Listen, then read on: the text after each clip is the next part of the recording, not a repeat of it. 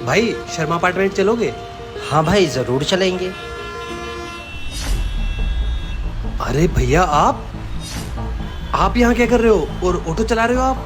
कौन भाई? मेरा कोई भाई नहीं है। अरे भैया कैसी बात कर रहे हो? मैं आपका भाई धीरज। आप मुझे नहीं पहचान रहे?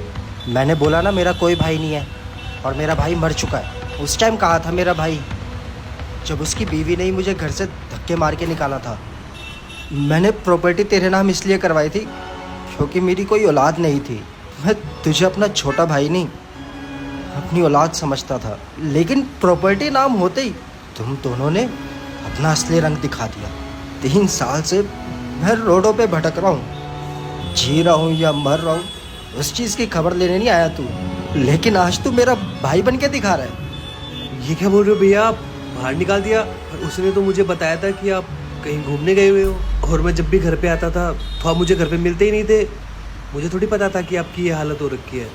अरे कम से कम एक बार फ़ोन तो करता, मुझसे पूछता तो सही, लेकिन तूने तो फ़ोन तक नहीं करा। भाई तेरी बीवी ने ना मुझ पे बहुत अत्याचार करा है। अगर तू इस घर में ढंग से काम नहीं कर सकता ना तो इस घर में रह भी नहीं सकता।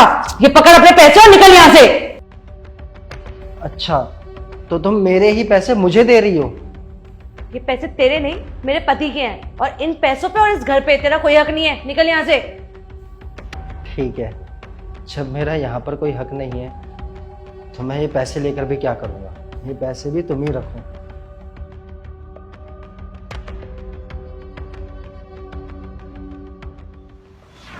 भैया मैं जब भी आता था आपके बारे में पूछता था, पर ये मेरी बीवी ने ना बहुत गलत किया है मुझसे ये सच छुपा के। मेरे ही बड़े भाई को घर से बाहर निकाल दिया। मैं उसको छोड़ूंगा नहीं। भैया अपनी बीवी की तरफ से मैं आपसे माफी मांगता हूँ। आप मेरे साथ घर चलिए। नहीं, अब मैं तेरे साथ घर नहीं जाऊँगा, और मैं यहीं खुश हूँ। मैं अपनी ज़िंदगी यहीं पे बिता लूँगा। देखो भैया, आपको मेरे साथ घर चलना ही होगा। प्लीज भैया।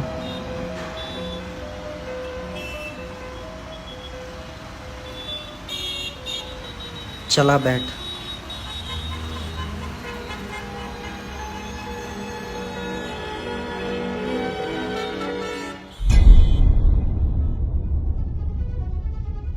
अरे आप आ गए।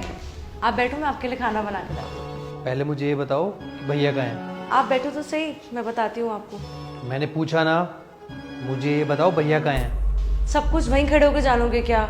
मैंने कहा ना मैं बताती हूँ, बैठो तो सही। हाँ मैं यहीं खड़ा रहूंगा, पहले मुझे ये बताओ भैया कहाँ हैं? चिल्ला क्यों रहे हो? गाँव गए हैं अपने। जब मैं यहाँ आता हूँ वो हर बार गाँव ही क्यों चले जाते हैं? मुझे क्या पता गाँव क्यों चले जाते हैं। मैंने उनसे कहा था कि रुक जाओ, उनसे मिलके जाना, लेकिन नहीं, वो माने ही नहीं, वो चले गए गाँव। अच्छा एक बात बताओ, भैया यहाँ पे वैसे खुश तो होंगे ना? यहाँ भला उन्हें कैसे कोई दिक्कत हो सकती है? मैं बहुत अच्छे से ध्यान रखती हूँ उनका। तो भैया एक बार आना, इसको बताना है कितना ख्याल रखती है आपका। तुमने मेरे भैया को घर से बाहर निकाल दिया, और तुम्हें क्या लगा कि मुझे कभी पता ही नहीं चलेगा? धीरज, आई एम सो सॉरी। मैंने तुम्हारे भैया को घर से बाहर निकाल दिया, जो कि मुझे नहीं करना चाहिए था। मुझे माफ कर दो। गलती हो गई। तुमने मेरे भैया को घर से बाहर निकाल दिया, और तुम सोच रही हो कि इस गलती के लिए मैं तुम्हें माफ भी करूंगा। अगर भैया आज मुझे नहीं मिलते तो मैं तो इसी वहम में रहता कि भैया गांव में और खुश हैं। भैया तो पूरी उम्र ऐसी रोड पे भटकते रहते। तुमने ना 2 भाइयों को अलग करने की कोशिश की है। आई एम सॉरी धीरज, मुझे सच में अपनी गलती का बहुत पछतावा है। मैं आगे से कभी ऐसा नहीं करूंगी। तुम्हें पता है ये घर, ये ऐशो आराम जो तुम कर रही हो ना, ये सब भैया का दिया हुआ है, और तुमने भैया को ही बाहर निकाल दिया। प्लीज धीरज, मुझे माफ कर दो, मुझसे गलती हो गई। सॉरी। अगर तुम्हें भैया की कदर नहीं है ना तो तुम इस घर में नहीं रह सकती। निकल जाओ इस घर से। नहीं धीरज, मैंने तुझे पहले ही कहा था कि मैं तुम दोनों को ऐसा उदास नहीं देख सकता। और हाँ, अगर ये इस घर से निकली तो मैं भी इस घर में नहीं रहूँगा। अरे शर्म करो थोड़ी।